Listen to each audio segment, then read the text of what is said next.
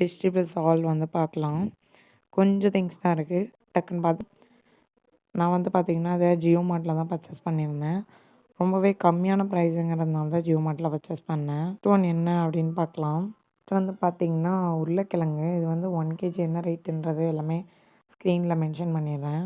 Next வந்து பார்த்திங்கன்னா ladies finger 1/4 kilo வாங்கியிருந்தேன். எல்லாமே வந்து பார்த்திங்கன்னா ஓரளவுக்கு ஃப்ரெஷ்ஷாக நல்லாவே வந்துருந்துச்சு. ஆனால் ஜியோ மார்ட்டில் என்ன இஷ்யூ அப்படின்னா, நம்ம ஒரு 10 ஐட்டம்ஸ் வந்து ஆர்டர் பண்ணுறோம் அப்படின்னா, அவங்கக்கிட்ட அவைலபிலிட்டி இல்லை அப்படின்னா அதை ஆப்பில் அப்டேட் பண்ண மாட்றாங்க. ஸோ நான் 10 ஐட்டம்ஸ் ஆட் பண்ணேன்னா அதில் 2 வந்து இல்லை அப்படின்னு சொல்லி ரீஃபண்ட் கொடுத்துட்டாங்க. பட் இது வந்து பார்த்திங்கன்னா கொஞ்சம் சேஞ்ச் பண்ணிக்கணும். நம்ம இருக்குதுன்னு நினச்சி எல்லாத்தையும் ஆர்டர் பண்ணிடுறோம். ஆனால் டெலிவரி அன்றைக்கி தான் வந்து அந்த மெசேஜாகவே வருது. இந்த மாதிரி இந்த ப்ராடக்ட் இல்லை, உங்களுக்கு ரீஃபண்ட் வந்துடும் அப்படின்னு சொல்லி.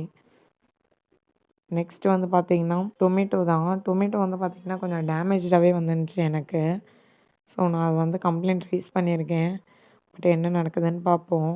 அது இல்லாமல் பார்த்திங்கன்னா 1 கேஜி இருக்க மாதிரியே தெரியல. இதுவுமே நான் 1 கேஜி ஆர்டர் பண்ணியிருந்தேன். 22 ருப்பீஸோ என்னமோ தான் போட்டிருந்தாங்க. பட் வந்து பார்த்திங்கன்னா நிறைய டொமேட்டோ வந்து அதில் டேமேஜ்டாக இருந்துச்சு. நெக்ஸ்ட் ஒன் வந்து பார்த்திங்கன்னா ஆனியன் தான். ஆனியனும் வந்து பார்த்திங்கன்னா 1 கேஜி வாங்கியிருந்தேன். எல்லாமே வந்து கம்மியான ரேட். மற்ற ஆப்பை கம்பேர் பண்ணும்போது இதில் கம்மியாக இருந்ததுனால தான் ஆர்டர் பண்ணியிருந்தேன். அதுக்கப்புறம் வந்து பார்த்திங்கன்னா ஸ்வீட் கார்ன் ஈச் வந்து 12 ருப்பீஸ் போட்டிருந்தாங்க. ஸோ அதனால் 2 பர்ச்சேஸ் பண்ணியிருந்தேன். இவ்வளோ தான் ஃப்ரெண்ட்ஸ் நான் வாங்கின ஐட்டம்ஸ். ஸோ இந்த மாதிரி ஆஃபர்ஸ் வீடியோஸ் பார்க்கணும் அப்படின்னா நம்ம சேனலை சப்ஸ்கிரைப் பண்ணி வச்சுக்கோங்க. தேங்க்ஸ் ஃபார் வாட்சிங்.